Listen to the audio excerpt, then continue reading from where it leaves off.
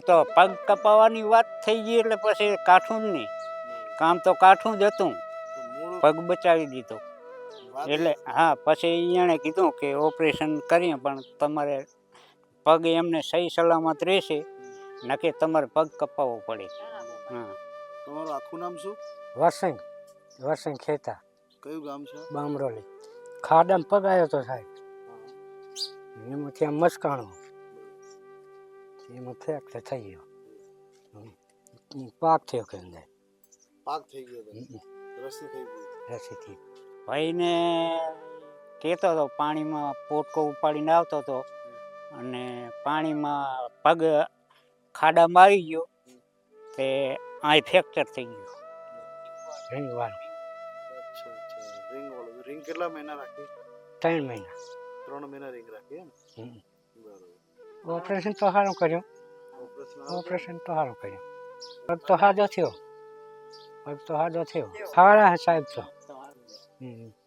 સાહેબના આભાર. ફ્રેક્ચર પછી કે મને દુખે છે, પછી વારે લઈ ગયા.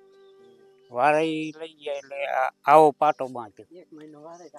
1 મહિનો રાખ્યો. પછી અહીંયા ફેર ના પડી.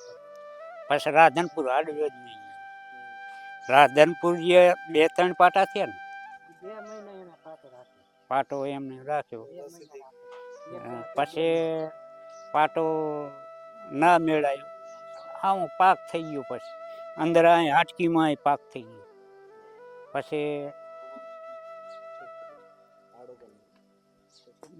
પછી અહીં ઓલા ગામ ગયા, તે ગામ ગયા માંડલા.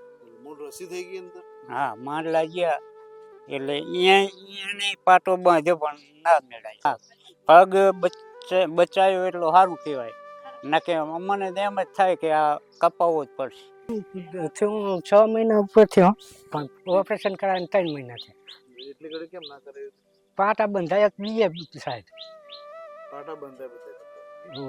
હાઈડ્રોટ કે નહીં નથી કે ફ્રેક્ચર છે તે બાંધ્યા. રસી થઈ ગઈ છે, કદાચ છે ને જો